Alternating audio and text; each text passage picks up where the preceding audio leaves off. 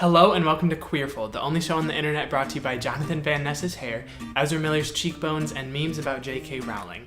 I'm your host, Benjamin Rose, and today we're talking about me.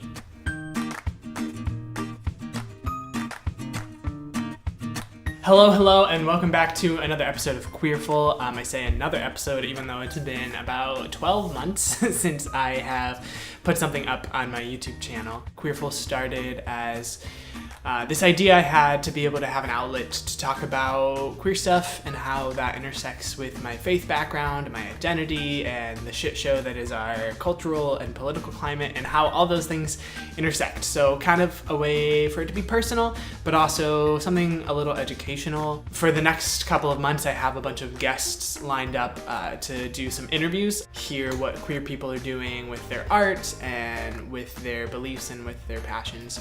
And I'm really excited. That said, I thought that maybe it would be a good idea to start off doing videos again with talking a little bit about my own story to give you some background and maybe share some things that I have not talked about super publicly. So this is kind of going to be a coming out video to the people that are in my life and the people that I interact with on a regular basis. This is no surprise, but I identify as a non-binary, genderqueer person. Basically what being non-binary means to me is that I don't identify with being male or with being female, and that's something that I've been processing for a really long time, and I think the first time I started to use that label for myself was over a year ago now, but it hasn't been something that I've shared super publicly. I grew up in a very evangelical Christian context where everything that I did and read and saw and interacted with was saturated in kind of the same worldview. And then I went to a small liberal arts Christian college as well. So even my process of coming out as a gay man, was a really long and complicated process. I kind of came out in a lot of stages, came out to like my family and super close circle of friends. Months went on, I came out to like coworkers, months went on, I came to some mentors, and like it was just a step-by-step process. And then in the spring of my last year of college in 2017 is when I like wrote a big blog post and came out, like the big one on Facebook and everything. So that was only like 2.5 years ago that I came out as a gay man. That was not untrue for where I was feeling and what I was processing at the time, but there were definitely some undercurrents of gender stuff that I was dealing with. I just wasn't ready to process that because in the environment that I was in, just being a like cisgender white gay man, which is already like still a pretty privileged position in society, like that was already so radical and already made you the black sheep so much in the context that I was in. So imagine like being a person of color who was gay in that scenario, or being a trans person in that scenario.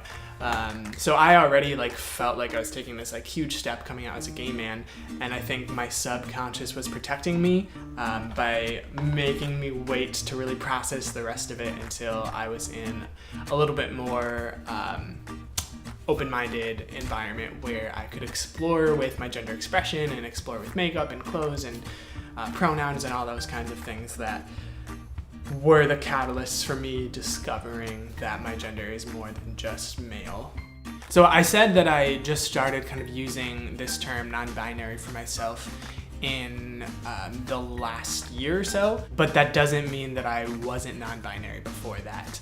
And part of it is because I didn't know what the term was or meant until a few years ago. Like I hadn't heard the terminology of like gender fluid and gender queer, and even just really having a good understanding of what being trans is like or what the trans community is like. I just had no idea because of the environment I was in. Like I said, like just gay in general was kind of the lumping, and then the nuances there of people with different gender expressions and people with different sexual orientations and stuff. The nuance was just not, there was no room made for it. And just as a side note, this is why representation is so important, because if people don't see themselves represented, see their life experiences represented, then it can be hard for people to find the language to describe those experiences. You know, like I didn't have anyone to look up to or anyone to point to when it came to being a gender non-conforming person.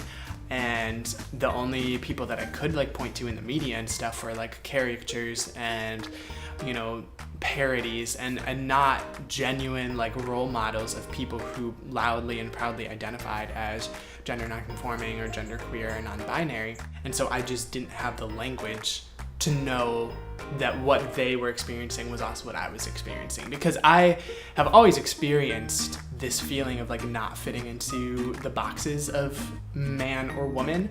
And it was always kind of a weird feeling for me, because there would be days that I was really uncomfortable like being coded as male, where people would be like, you know, bro, or one of the dudes, and pat you on the back, and just kind of this male community lingo culture that happens in like all male spaces made me really, really uncomfortable some days. But then there were other days that I was perfectly fine with it. And so I always felt kind of weird about that and didn't know what to do with that, because it would kind of change depending on the context. You know, I never really thought that I was a woman, and I don't identify as a woman really. So I like had never even let my brain go to that place of like thinking about like, what if I'm trans? Because I was like, oh no, that can't be it. And so I just like blocked that from my mind, like wouldn't go in there in my headspace. And so I felt outside of these two boxes for all of my life. I just didn't realize that there were words we could use to describe that. So after I moved back to Wisconsin after college, and I started building some friendships and building some community with other LGBTQ folks that lived near me, and started getting involved with the drag community, and just building friendships with people who embodied narratives that were unfamiliar to me. I remember having conversations with a good friend of mine who identifies as gender fluid, and just hearing the candor with which they talked about gender and expression, because for them, these kinds of conversations and these kinds of identities were much more familiar. They had experienced them and been talking about them for years more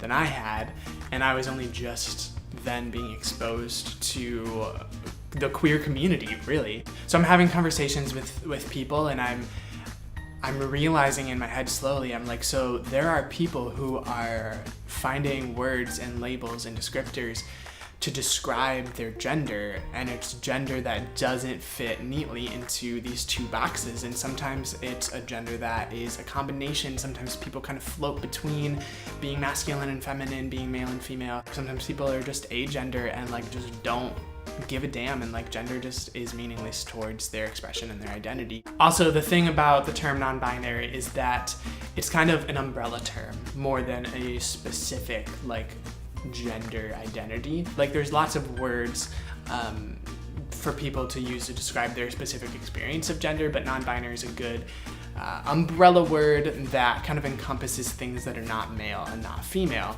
I learned that there's also a lot of people that really don't like that there are people finding words to describe their genders more accurately. You know, that's okay. Like people are gonna be ignorant, and people are gonna be resistant to self-expression. And so I was like, wait, there are people that are actually claiming these words and identities and finding ways to describe their gender. I was like, oh my God. And so if someone were to ask me, how did you know that you were non-binary? You know, I would say that I have always known that I was uncomfortable with the binary. I have always known that I didn't fit neatly into the checkbox that a doctor assigned to me when I was born, and that trying to fit into that role was exhausting constantly. I knew those things most of my life, but I didn't realize that there was language to talk about it. I didn't realize that everyone else around me didn't feel exhausted trying to be a certain gender. So I've always known that I was gender non-conforming in a sense, but the key factor in me like being able to identify as non-binary, like, hey, this is my identifier, was just representation, just seeing other people express themselves freely. But what really does bother me is when people will say that non-binary genders are just like a Tumblr thing or a Reddit thing that 14-year-olds are making up, because that is like verifiably untrue. There are people who have been identifying as gender nonconforming, genderqueer, non-binary for decades. It is not a new thing that's just popping up. The only reason that people are hearing about it more now, I think, is because of that representation piece where people feel more comfortable, like, expressing that their gender is not male or female. People feel more empowered to actually admit that rather than staying in the closet about it, because people are slowly becoming more accepting of it and people have role models to look up to. The number of people in the media that are using like genderqueer, non-binary, gender fluid as identifying words to describe their gender is like growing every year, and it's so cool. You know, we have Ezra Miller, we have Sam Smith, we have Jonathan Van Ness, Ruby Rose, Rhea Butcher, Asia Kate Dillon, Adore Delano. Like, we have all of these people that are, you know, have big followings and have a really big presence in the media who are using their platforms to share their story. And there's also a historical precedent for it too.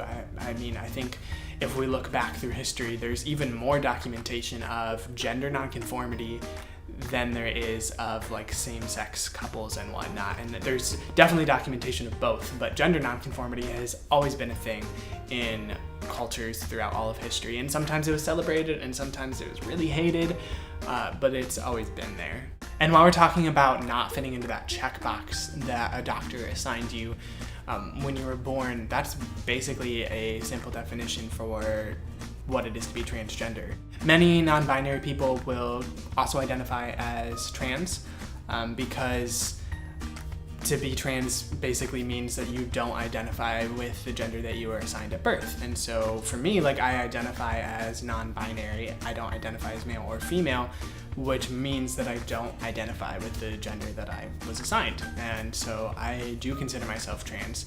I do think that the experiences of trans people are very different depending on the person.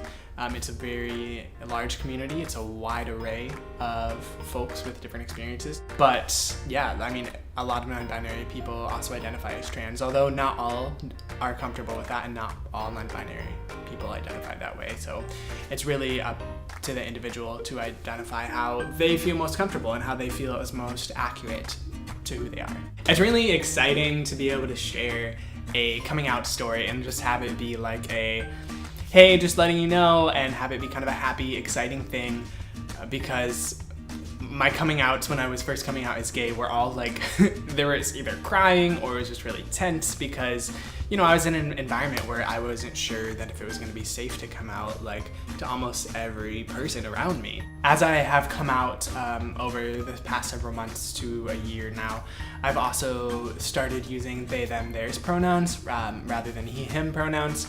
Just because I feel like it's a better description of my gender. Like, even if I'm just dressed up in a hoodie and jeans, which is like my go-to, I still like don't feel gendered at that point. Like, I don't want to be gendered.